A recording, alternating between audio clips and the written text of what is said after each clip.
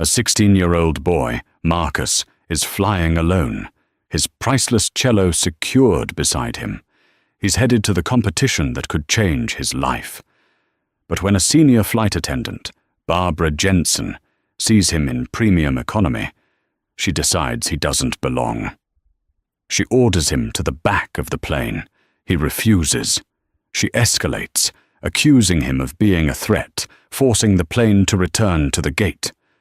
What she doesn't know is that the terrified boy in 12A just texted his mum, and his mum, Dr. Elena Vance, is the acting administrator of the FAA, and she's already in the terminal.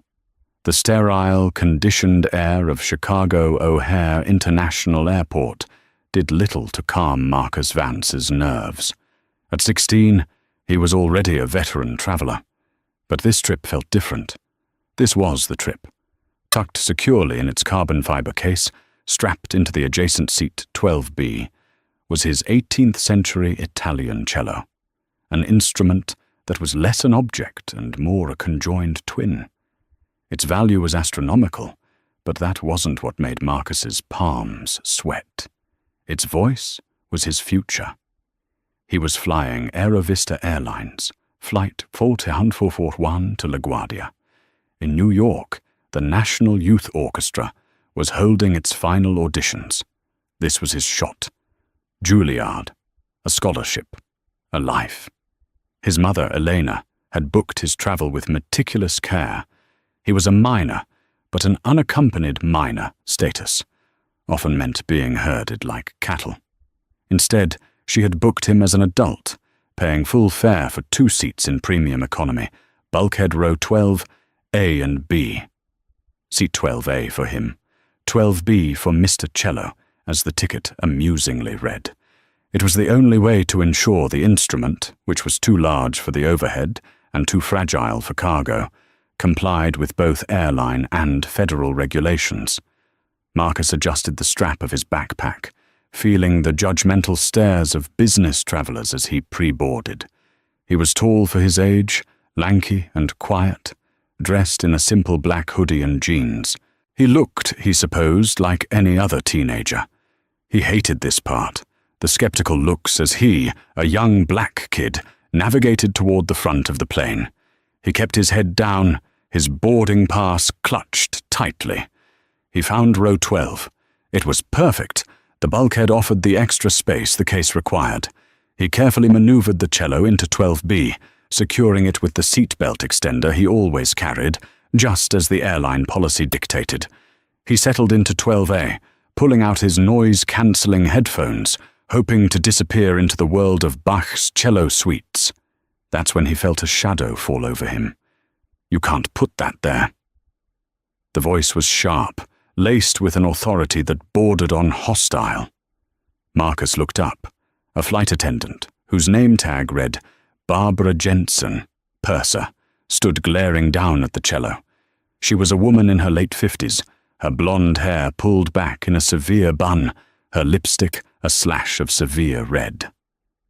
"Excuse me?" Marcus asked, pulling his headphones down. "That thing," Barbara gestured, as if the cello were a piece of garbage. "It cannot be in the seat. It has to be checked." "Oh no, ma'am," Marcus said politely, reaching for his backpack. "It's fine. My mother booked the seat for it. I have the receipt and the boarding pass. It's compliant with Aerovista's large instrument policy." Barbara Jensen, known as Barb to her junior crew, and the Dragon to everyone else, had been flying for 32 years. She had started when flying was glamorous, and had grown bitter as it became, in her eyes, a bus service for the unwashed. She prided herself on running a tight ship. And right now, this kid in his hoodie, sitting in a $400 premium seat with a thing next to him, was offending her sense of order. "I don't care what you think you booked, honey," she said, her voice dripping with condescension. "That is a piece of luggage. It goes in cargo. We have passengers on standby who need that seat. It's a cello, ma'am, an 18th century cello. It can't go in cargo. It will be destroyed, Marcus explained, his anxiety rising. He hated confrontation. The federal regulations, 21.589, specifically allow for it if a seat is purchased. Barb's eyes narrowed. The kid was quoting regulations at her. Are you a lawyer, or are you just smart on Google? I am the purser on this aircraft. My word is final. That thing is a safety hazard. It's not a person. Now give it to me, and I'll have the ground crew tag it. She reached for the case. No! Please! Marcus recoiled, shielding the cello with his body. You can't. It's worth more than a house. Please just look at the ticket. The name on the boarding pass for 12B is Cello Vance. Barb let out a short, bark-like laugh. Cello Vance. Cute. That's not how this works. A younger flight attendant, Chloe, who was helping passengers nearby, overheard the commotion. She approached cautiously. Is there a problem, Barb? This passenger, Barb said, loud enough for the entire cabin to hear, is refusing to check his oversized luggage. It's not luggage, Marcus insisted, his voice cracking. He could feel the blood rushing to his face. It's my instrument. I'm flying to a competition. Chloe, seeing Marcus's genuine distress, pulled out the cabin manifest on her tablet. She scrolled. Barb? He's right. Row 12, seats A and B, are ticketed to Vance Marcus and Vance Cello. It's a paid, confirmed block. It's per policy. Barb snatched the tablet from Chloe's hand.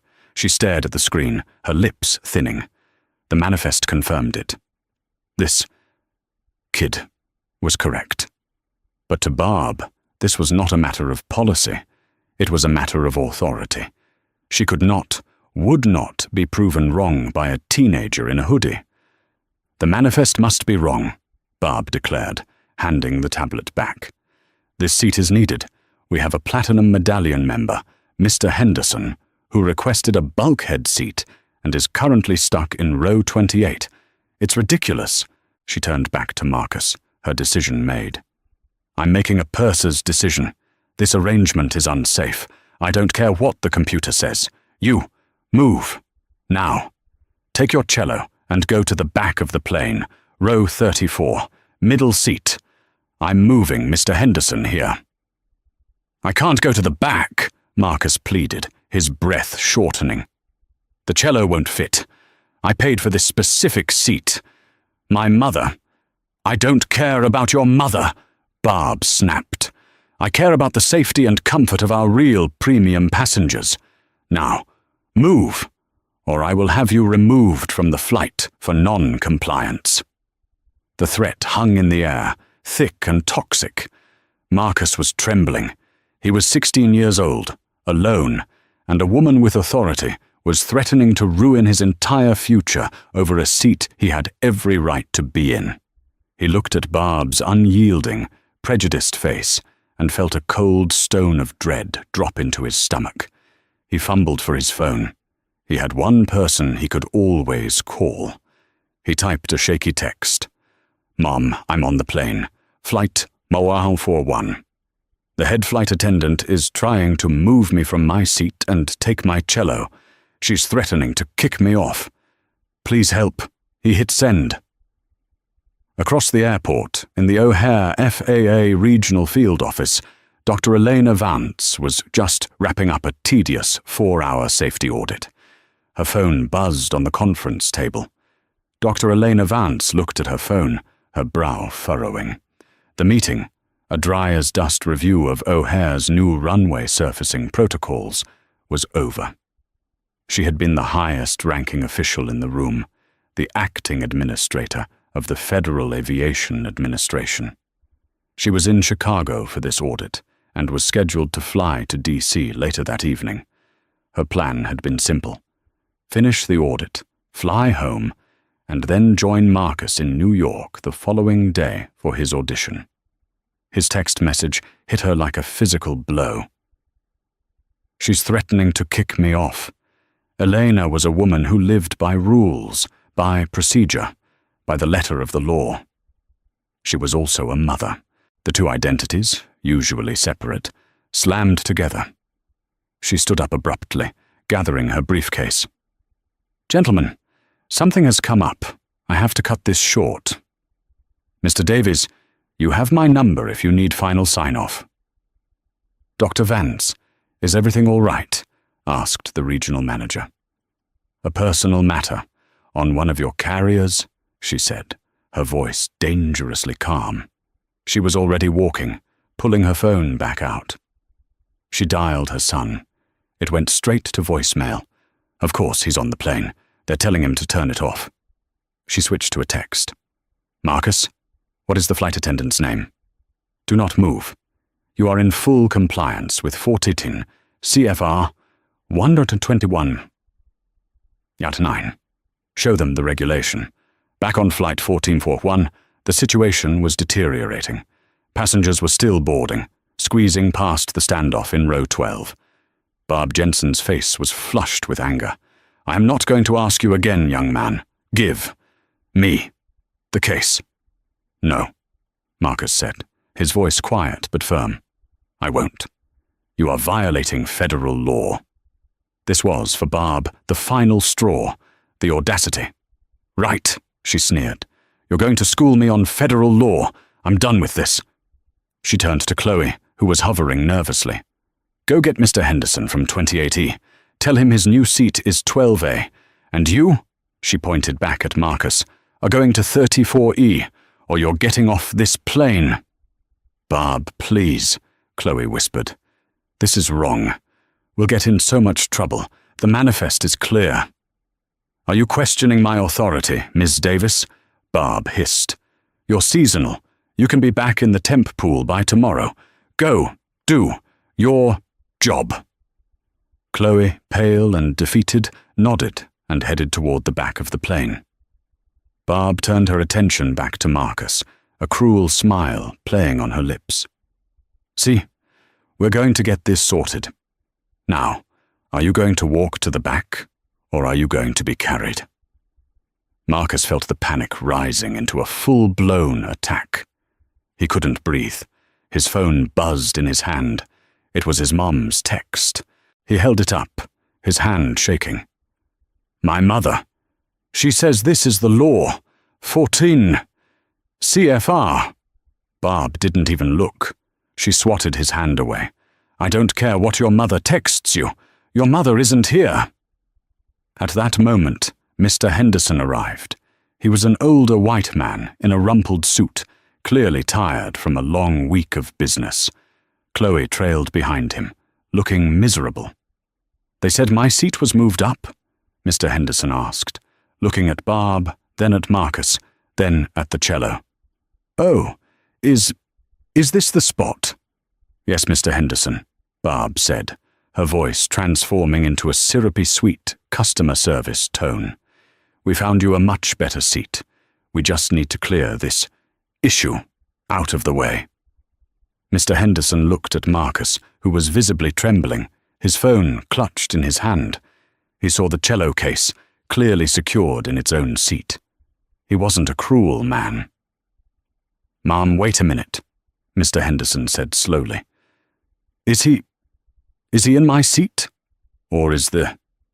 He's in 12A, sir, and he's refusing to move his item from 12B. We need to move him to the back to accommodate you," Barb lied smoothly. "That's not true," Marcus said, finding his voice. "I'm in 12A. My cello is in 12B. I paid for both. She wants to move me to the back and give you my seat, 12A. She wants to put my cello in cargo." Mr. Henderson frowned, looking at Barb. "Is that true? I don't want to take the kid's seat, and you can't put an instrument like that in cargo. My daughter plays the viola. I know the drill." Barb's perfectly painted smile twitched. This was not going as planned. The passenger was siding with the kid. "Sir, this is a crew matter," she said curtly. "The passenger is being non-compliant." "He doesn't seem non-compliant," Mr. Henderson countered, his patience thinning. "He seems like he's sitting in the seat he paid for. Frankly, I'm fine in 28E. This seems like harassment." The word harassment echoed in the small cabin. Other passengers were now openly filming on their phones. Barb Jensen felt the situation spiraling out of her control. She was being undermined by a seasonal attendant, a passenger, and a defiant teenager. She was losing face. She made a fatal calculation. She decided to go nuclear. She grabbed the intercom phone from the galley wall. "Captain Reynolds, this is Purser Jensen. I have a situation in the main cabin." Her voice was low, but Marcus could hear it. "I have a passenger in 12A who is refusing all crew instructions. He is becoming aggressive." Marcus's blood ran cold. "Aggressive?" "He's belligerent, Captain," Barb continued, her voice taking on a fake tremor. "He threatened me. I honestly don't feel safe with him on this aircraft. We are being blocked from preparing the cabin for departure. I am requesting a return to the gate and for security to meet the flight." There was a pause. The captain's voice came back, metallic and grim. "Understood, Barb. Are you confirming this is a Level 2 security threat?" "Yes, Captain," Barb said, sealing the lie. "Level 2, he's a threat." "Captain, no!" Chloe shouted, running to the galley. "That's not true. He's just a kid. Barb shielded the phone with her body. "The crew is handling it, Captain. Returning to gate." The intercom crackled to life for the whole cabin. "Folks, this is Captain Reynolds. Unfortunately, due to a passenger disturbance that presents a security concern, we are required to return to the gate. We will be deplaning the passenger in question and will get you on your way as soon as possible. We apologize for the delay." A collective groan filled the cabin. Now, all eyes were on Marcus. He was no longer a kid with a cello. He was the passenger disturbance, the security concern. People glared at him. A man in row 13 muttered, "Great, just great, another punk." Marcus felt the tears welling up, hot and angry. He was being humiliated, and his future was evaporating, all because of this woman's lie. The plane, which had just begun its pushback, stopped and slowly began its taxi of shame back to gate K12. Barb Jensen walked back to row 12. She didn't look at Marcus. She looked at Mr. Henderson. "Sir, if you'll please return to row 28. We will be deplaning shortly. I apologize for the confusion." Mr. Henderson just stared at her, his face a mask of disgust. "I'll be writing to this airline. I'll be writing to everyone. What you're doing to this boy is a disgrace." "That is your right, sir," Barb said icily. She then fixed her triumphant gaze on Marcus. "Security will be meeting us. You should have just moved when I told you to." Marcus just sat there, frozen, his hand still clutching the phone. A new text from his mum came through. "I'm in Terminal 3. I'm running. Where are you?" He replied, his thumbs barely working. "Gate K12. "They're taking us back. They said I'm a security threat." "Mum, I'm scared." The taxi back to the gate was the longest 10 minutes of Marcus's life. It was a silent, suffocating journey. The low rumble of the engines in reverse, the whispers of the passengers, the toxic glare he could feel from the galley. It all pressed in on him. He was no longer a musician, he was a suspect. He stared blankly at the seat back in front of him. His mind was racing. Security threat. Where did that come from? He hadn't raised his voice. He hadn't stood up. He had simply said, "No." How could no become aggressive? How could "I paid for this seat" become a threat? Chloe, the junior flight attendant, passed his row, her eyes red. She paused, leaning down as if to check his seatbelt. "I am so sorry," she whispered, so low he could barely hear her. "I told her. I tried to tell the captain. She's lying. Don't say anything until your mother gets here. Don't say a word." Marcus just nodded, numb. Mr. Henderson, back from his brief journey to the back, had stopped in the aisle. He was supposed to be in row 28, but he stood stubbornly beside row 13. "I'm staying right here," he announced to the passenger next to him. "I'm going to be a witness. I'm not letting them railroad this kid alone." Barb, busy in the galley preparing for the gate agents, saw him standing. "Sir, you must take your seat." "I'll sit in 13C then," Mr. Henderson said, pointing to an empty seat. "I'm not leaving this area. I want to be on record." The boy did nothing. "You are the one who caused this disturbance." This was chaos. Barb's authority was not just cracked, it was shattering. The plane finally docked at the gate with a gentle bump. The ding of the fasten seatbelt sign turning off sounded like a death knell. "Please remain seated, folks," Barb's voice came over the PA, strained and high. "We are waiting for security personnel to board the aircraft." Marcus could see them through the window, 2 airport police officers and a stern-looking man in an Aerovista supervisor's vest. This was Gary. Gary boarded first, his face a mask of managerial annoyance. "Okay, Barb, what's the problem?" "It's him," Barb said, pointing dramatically at Marcus. 12A. He refused to stow his item, refused to move to his assigned seat, and became verbally abusive and threatening when I gave him a crew directive.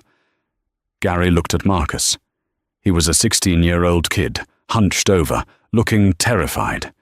He didn't look like a level 2 threat. "Sir," Gary said, his voice tired, "I'm going to have to ask you to gather your belongings and come with me.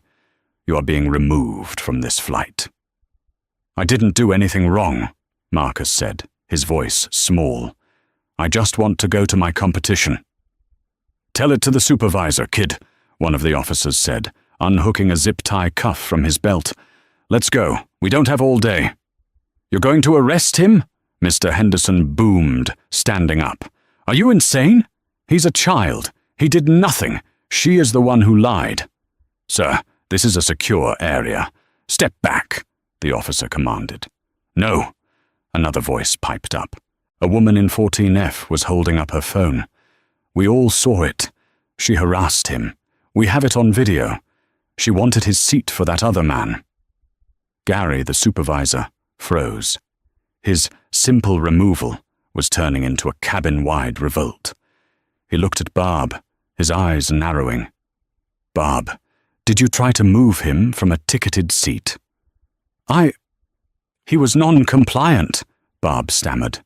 "That's not what I asked. Was he ticketed for this seat?"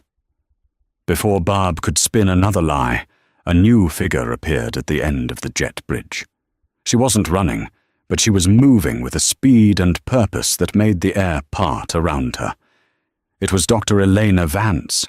She was dressed in a navy blue suit, her FAA credentials on a lanyard around her neck, temporarily tucked into her blazer.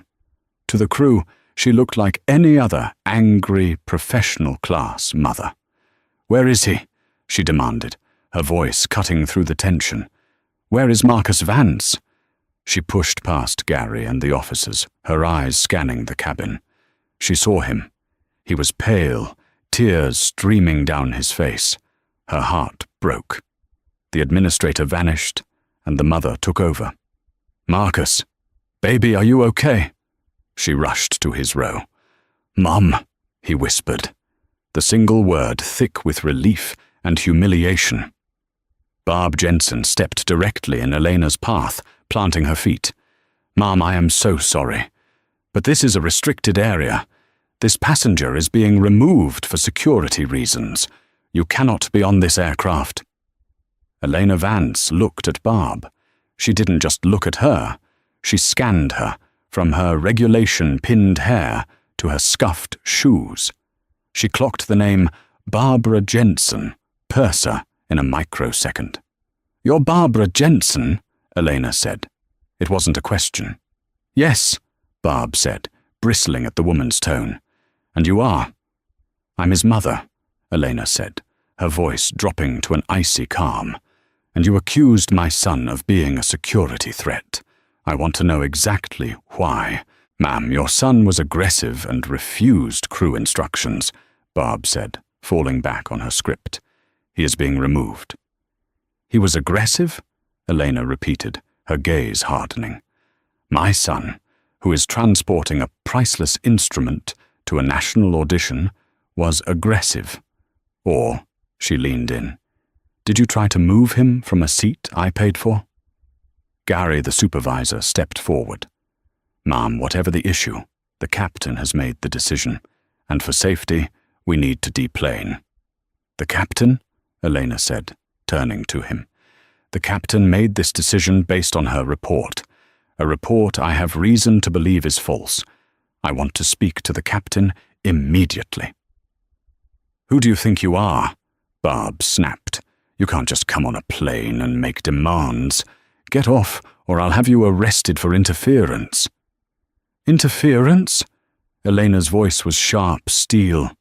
"Interference is what you did, Ms. Jensen, when you violated Title 14 of the Code of Federal Regulations, Part 121, regarding musical instruments.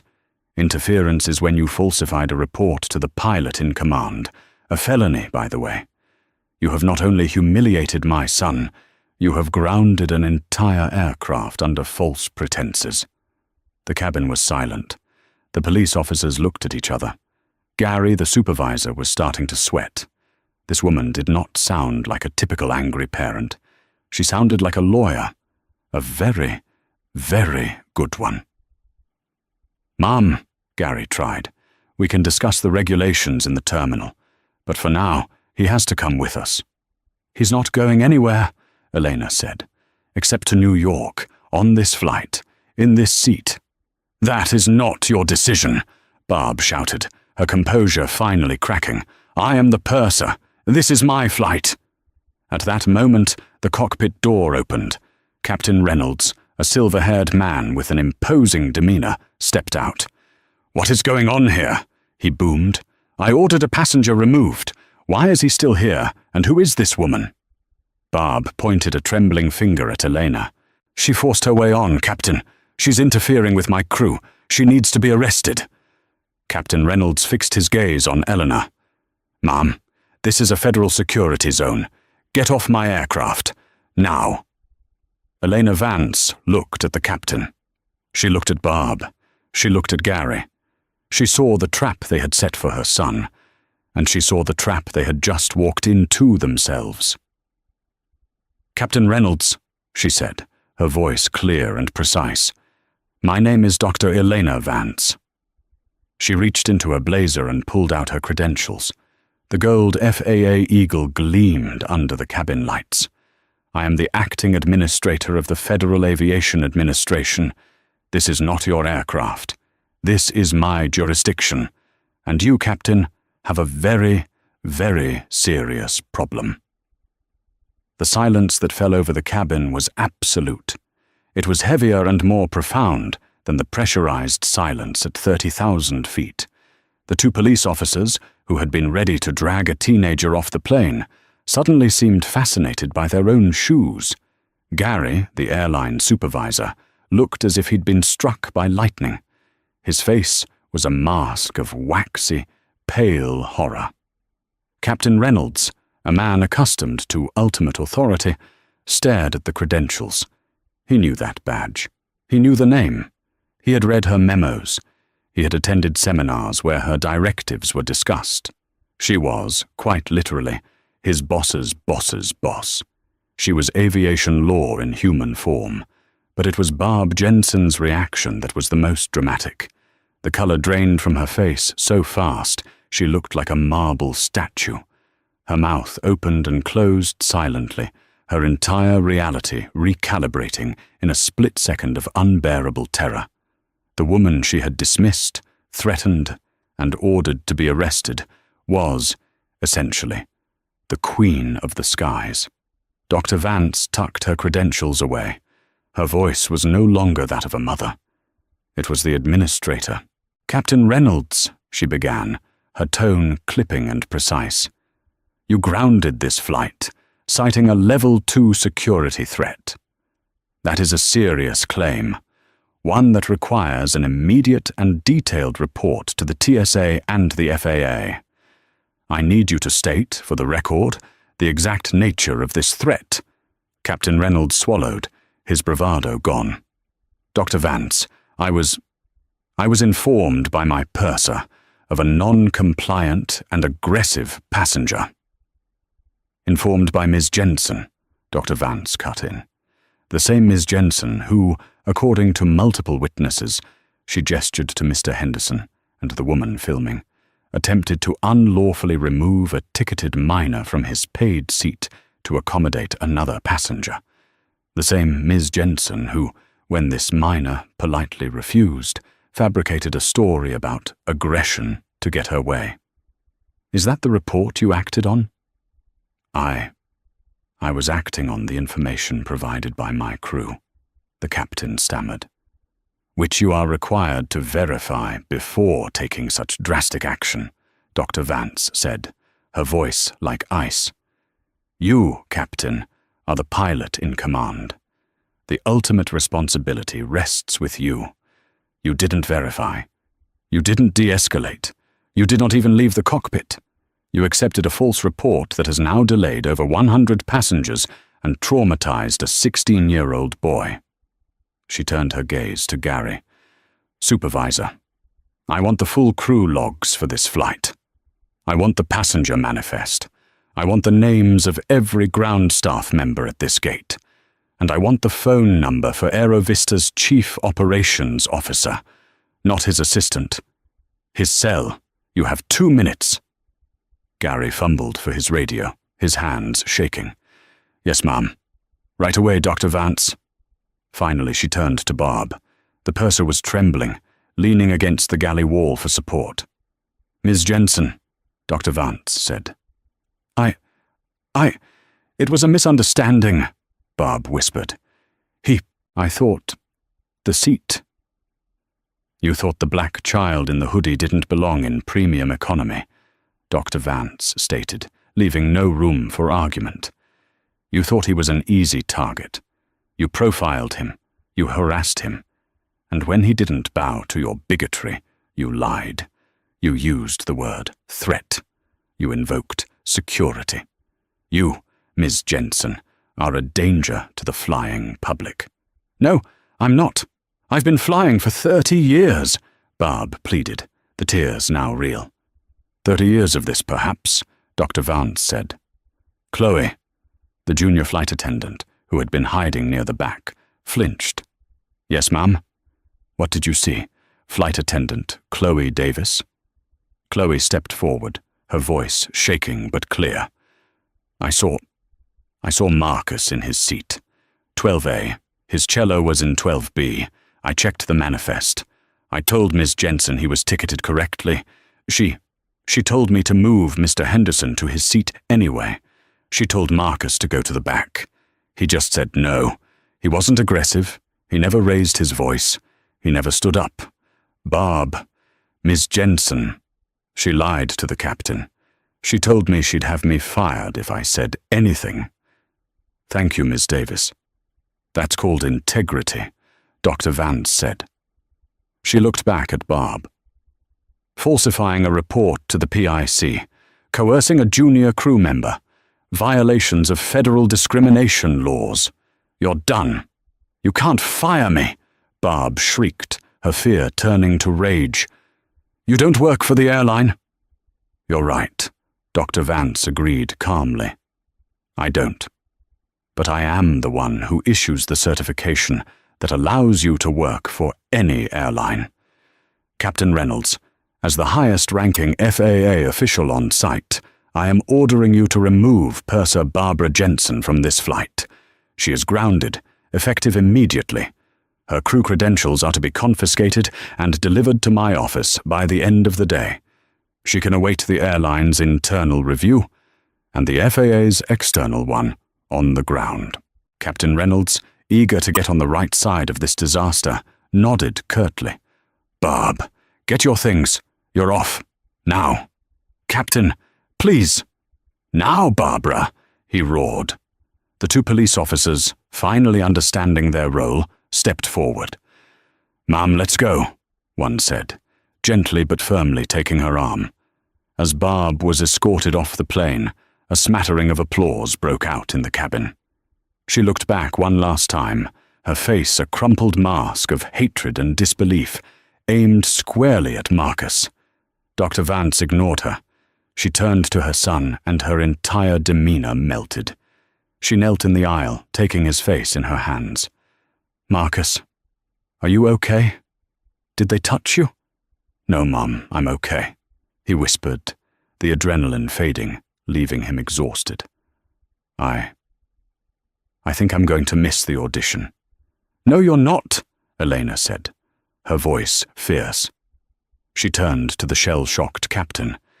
"Captain Reynolds, your airline has a choice. You can cancel this flight, in which case Aerovista will be compensating every passenger and paying the maximum FAA fine for a discriminatory service denial. Or you can find a new purser, get this cabin buttoned up, and get my son to LaGuardia. What's it going to be?" The captain, his career flashing before his eyes, nodded. We'll fly. Chloe, you're acting purser. Get the cabin ready for departure. We're leaving in 10. He retreated to the cockpit, visibly shaken. Elena looked at Mr. Henderson, who was still standing nearby. "Sir, thank you for standing up for my son." "Heavens, Ma'am," Mr. Henderson said, shaking his head. "It was the least I could do. I'm just glad you showed up." "Head of the FAA. Well, I'll be. That's a new one." Eleanor gave him a small, tired smile. She took a deep breath and sat in the empty aisle seat next to Marcus. She was supposed to be in D.C. She had a mountain of work, but that could wait. "Mom," Marcus said, "you didn't have to, pull out the badge." Eleanor stroked his hair. "I know. I was just Mom until they threatened to arrest you. When they do that, they get the administrator." She squeezed his hand. "Now, put your headphones on.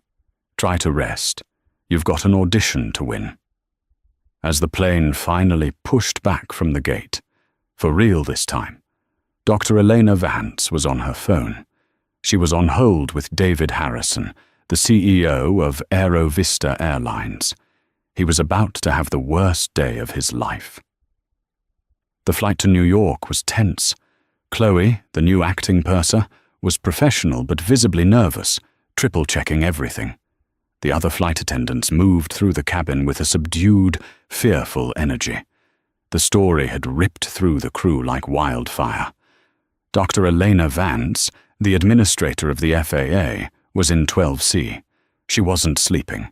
Her phone, switched to a special government-approved flight mode, was buzzing with encrypted emails. On the ground, her team was already moving. Her first call to Aerovista CEO David Harrison had been brief and brutal. "David," she had said, not waiting for pleasantries. "This is Elena Vance. I'm currently on your flight 14441 from O'Hare, where your purser, Barbara Jensen, just attempted to have my 16-year-old son arrested after fabricating a Level 2 security threat against him." The silence on the other end of the line had been absolute. Harrison, a man known for his blustery corporate charm, was rendered speechless. "She did this," Elena continued, "because she didn't like that he, a young black man, was sitting in a premium seat he paid for. Your captain, Reynolds, grounded the flight without verification. Your gate supervisor, Gary, was complicit. This is, to put it mildly, a catastrophic failure of your airline's safety and anti-discrimination policies. I am launching a full FAA investigation, effective immediately. And I am alerting the Department of Transportation's Office of Civil Rights. I expect your full, unmitigated cooperation. Do you understand me?" "Elena, Dr. Vance, my God," Harrison had sputtered. I am horrified. Apologies are not enough. Whatever you need, whatever. Barb Jensen is terminated. The captain, the crew. This isn't about firing one person, David. Elena said, her voice cold. "This is systemic. This is about a culture that allows a flight attendant to believe she can use a security threat as a weapon for her prejudices. This is about your training, your oversight, and your lack of control over your own staff. We'll be in touch." She hung up. Now on the plane, she was multitasking. She was comforting her son, who had fallen into unexhausted, twitchy sleep, his hand still gripping his cello case, and she was dismantling, piece by piece, the institutional rot that had allowed this to happen. She drafted an email to her chief counsel. Subject: urgent. Investigation into Aerovista Airlines, AVA 1441. Subpoena all crew logs, training materials, and passenger complaint records for purser Barbara Jensen, Captain Robert Reynolds, and O'Hare Supervisor Gary Michaels. I want a 10-year history. I suspect a pattern. The plane landed at LaGuardia 2 hours late. As passengers deplaned, many of them stopped at row 12. "What you did was amazing, Ma'am," said the woman who had filmed the incident. "I'm sending this video to the news. That woman was a monster." "Thank you," Elena said. "But please, blur my son's face. He's been through enough." Mr. Henderson stopped, tipping his hat. "Good luck at your audition, young man. You play that thing with all you've got. You earned it." Marcus, now awake, nodded. "Thank you, sir, for speaking up." "Anytime, son. Anytime." At the gate, a phalanx of Aerovista executives was waiting. They were pale, suited, and looked like they were attending a funeral. The highest ranking among them, the VP of East Coast Operations, rushed forward. "Dr. Vance, I'm Richard Pope. On behalf of Aerovista, we cannot apologize enough. We have a private car waiting for you and your son. We have been informed of the audition. We've taken the liberty of contacting the National Youth Orchestra and explaining the situation. They've agreed to push his audition slot to tomorrow morning, to give him time to rest." Elena looked at him. This was the corporate cleanup, efficient and entirely missing the point. "Mr. Pope," she said, "I appreciate you handling the logistics, but do not mistake this for a resolution. This is not a customer service complaint. This is a federal investigation. We will take your car, and you will hear from my office." The ride to the hotel was silent. Marcus just stared out the window at the New York skyline. "Are you okay, Marcus?" Elena finally asked, switching back to Mum. "I don't know," he said honestly. I've seen people look at me like that before, like I don't belong. But I've never had anyone do that. Lie like that. She wanted me arrested, Mum. If you hadn't been there." He trailed off. The thought was too dark. A 16-year-old black kid, arrested at an airport, accused of being a terrorist. His life would be over. The cello competition would be the least of his worries.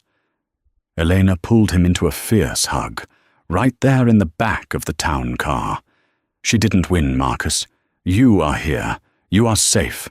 And tomorrow, you are going to play." "But they all stared at me," he whispered. "They all thought I was the bad guy." "Some did," Elena said, pulling back. "But some spoke up. Mr. Henderson did. Chloe did. The woman with the camera did. The bigots in the world are loud, baby, but they're not everyone. Your job is to be so good, so undeniably excellent, that their noise just fades away. You remember that?" He nodded, taking a shaky breath. Okay, I will." He was still scared. He was still angry. But sitting next to his mother, the most powerful woman in aviation, he also felt something else, a cold, hard resolve. She had done her job. Tomorrow, he would do his. The next morning, Marcus Vance walked onto the stage of the audition hall. It was just him, his cello, and 3 judges staring at him from the darkness. He was running on adrenaline and 4 hours of sleep. He sat, took a breath, and thought about Barbara Jensen. He thought about her sneer, the word aggressive, the humiliation. He put his bow to the string and began to play the Dvořák cello concerto. He didn't just play it. He attacked it. He poured every ounce of his fear, his rage, and his bruised pride into the music. The notes soared, a symphony of defiance and pain and, ultimately, profound beauty. When he finished, his fingers were aching, and his face was wet with tears. The judges were silent for a long moment. Then, the lead judge, a world-renowned conductor, simply said, "Welcome to the orchestra, Mr. Vance." While Marcus was securing his future, Barbara Jensen was watching hers disintegrate. She had been summarily fired by Aerovista via a 1-sentence email before Flight 1404-1 had even landed in New York. But that, she would soon learn, was the least of her problems. The investigation launched by Dr. Vance was not a slap on the wrist. It was a forensic dissection. Her team, armed with federal subpoenas, uncovered what Aerovista's lazy regional managers had ignored for a decade. Barbara Jensen had 18 formal passenger complaints filed against her in the last 10 years. 14 of those complaints were from passengers of color. Words like hostile, aggressive, and discriminatory appeared in every single one. She was a known problem, a liability that Aerovista HR had simply shuffled from hub to hub, passing her off rather than dealing with her. But the FAA investigation went deeper. They didn't just look at customer service, they looked at safety. The FAA Council found 3 separate incidents where Barb had falsified cabin reports to punish passengers she didn't like. Once she'd claimed a passenger was smoking in the lavatory. He wasn't, to have him detained. Another time, she'd accused a passenger of tampering with cabin equipment. He had tried to fix his broken entertainment screen. And now, this, falsifying a Level 2 security threat. The FAA hearing was not a trial, it was a formality. Barbara Jensen, who showed up with a cheap lawyer, tried to claim she was the victim. She was stressed. The passenger was non-compliant. Dr. Vance's chief counsel, a formidable woman named Maria Flores, laid out the facts. Ms. Jensen, you did not follow de-escalation protocols. You did not verify the passenger's ticket, even after a junior crew member corrected you. You escalated a simple seating inquiry into a federal security incident. You lied to the pilot in command, an act that could have resulted in fighter jets being scrambled. You, Ms. Jensen, are not just a bad employee. You are a threat to the national airspace system. The judgment was swift. Barbara Jensen's FAA flight attendant certification was revoked, permanently. It wasn't just that she couldn't work for Aerovista. She couldn't work for any U.S. airline. She couldn't work for a charter company. She couldn't even work on a private corporate jet. In the space of 24 hours, her 32-year career was annihilated. She was unemployable in the only industry she had ever known. But the karma cascade was just beginning. Captain Robert Reynolds was suspended for 3 months without pay. He was forced to undergo mandatory de-escalation and bias verification training. His record, once spotless, now had a permanent black mark that would prevent him from ever captaining a flagship international route again. He was relegated to domestic short hauls for the remainder of his career. Gary, the O'Hare supervisor, was fired. Aerovista Airlines was hit with the largest combined fine in FAA and DOT history for a single incident of discrimination and safety non-compliance, $2.5 million. The video, which the woman in 14F had eventually sent to a news outlet, with Marcus's face blurred as requested, went globally viral. The headline was, "Aerovista flight attendant lies to arrest black teen. His mum, head of FAA, responds. Aerovista's stock price plummeted 18% in 2 days. CEO David Harrison was called before a congressional subcommittee, where he was publicly humiliated and forced to apologize to the nation, and to Marcus Vance by name. Harrison was forced to retire. Yai was fired by the board a week later. The airline was put under a 5-year federal consent decree. All 20,000 of its employees, from the baggage handlers to the new CEO, were required to undergo a comprehensive, top-to-bottom, bias and de-escalation retraining program, designed and monitored by the DOT. And Chloe Davis, the seasonal flight attendant who spoke up? She was a hero. She was offered a full-time, permanent position, given a $10,000 bonus for integrity in the face of coercion, and was fast-tracked into the training department, where her story became a central part of the new Aerovista curriculum. What to do when a superior is wrong. 1 year later, the stage at Carnegie Hall was lit with a warm, expectant glow, a stark contrast to the sterile, hostile lights of the O'Hare terminal. Marcus Vance walked to the center, his cello held with an easy, familiar grace. He was no longer just a member of the National Youth Orchestra. Tonight, he was its featured soloist. The lanky, adolescent uncertainty that had made him such an easy target for Barbara Jensen was gone. In its place was the quiet, unshakable confidence of someone who had been tested by a fire far hotter than any stage light and had not been consumed. He stood tall, his shoulders back, a young man who knew exactly what he was worth and the price he'd almost paid for it. In the velvet darkness of the orchestra seats, Dr. Elena Vance watched. Her government-issued phone was not on vibrate. It was powered completely off. Tonight, she was not the acting administrator of the FAA, a title that had shaken an entire airline to its core. Tonight, she was simply a mum, her focus a single, proud beam on her son. A year had passed, but the memory of that frantic text, the cold dread of the race through Terminal 3, still had the power to chill her. She let the pride wash it away, a quiet, powerful current that acknowledged the terror of then and the profound triumph of now. Nearby, 2 other people watched, a silent testament to the good that had risen from the ugliness. Mr. Henderson had flown in from St. Louis, his ticket booked months in advance.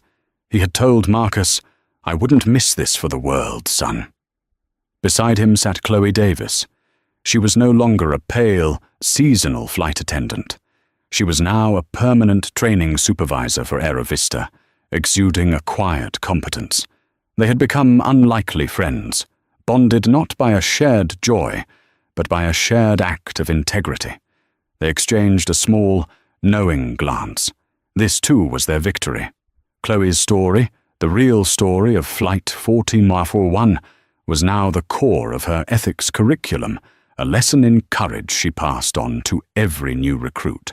And what of Barbara Jensen? Her life had, in a word, unraveled. The FAA's revocation of her flight certification was swift, permanent, and irreversible. Her attempts to sue the FAA and Aerovista for wrongful termination were dismissed with prejudice in less than 48 hours, the judge citing the mountain of evidence against her. Stripped of her career and her pension, she was unemployable in the only industry she had ever known. She had been forced to sell her condo. The last anyone heard, she was working as a cashier at a 24-hour convenience store in a suburb outside Milwaukee, a polyester vest her new uniform. The hard karma wasn't just the loss of her job. It was the total, crushing annihilation of the one thing she craved: authority. She, who prided herself on running a tight ship and judging the worthiness of premium passengers, was now invisible, serving lukewarm coffee to tired truckers and scanning lottery tickets forever grounded. She had tried to wield her tiny sliver of power to break a young man, and in doing so had brought the entire mountain down upon herself. But here, in the hushed temple of music, there was no thought of her. There was only the future. Marcus raised his bow. He scanned the audience, found his mother, and their eyes met. He smiled, a genuine, brilliant smile. He began to play. The music that poured forth was not the angry, defiant cry of his Dvorak audition. That piece had been a battle cry, a demand to be heard. This was different. This was harmony. It was complex, layered, and filled with a grace that acknowledged the pain of the past, but refused to be defined by it. The music spoke of the long, quiet year of work, of processing, of healing. It held within it the frantic energy of a Chicago terminal, the quiet courage of a junior attendant, and the fierce, unbending love of a mother. It was the sound of a future that Barbara Jensen had tried to steal, but that Dr. Elena Vance and a 16-year-old boy with a cello had refused to surrender. The music filled the hall, a testament to the fact that, while bigotry and hatred may be loud, integrity and truth, when wielded with precision, are always, ultimately, louder. And that's how a single act of bigotry on Flight 14041 ignited a firestorm that reached the very top of the aviation world. Barbara Jensen thought she was just putting a kid she disliked in his place. She had no idea she was confronting the one woman who could and would hold her and the entire airline accountable. It's a hard reminder that the people you step on your way up, you might just meet them on your way down. Or in this case, you might meet their mum, and she might be the head of the FAA. What did you think of this story? Do you believe the karma fit the crime? Have you ever seen someone abuse their power like this and get what they deserved? Let me know your thoughts in the comments below. Thank you so much for listening. If you enjoyed this story of drama, twists, and hard-hitting karma, please hit that like button. Share this video with someone who needs to see it. And most importantly, subscribe to our channel for more real-life stories every single week. We'll see you in the next one.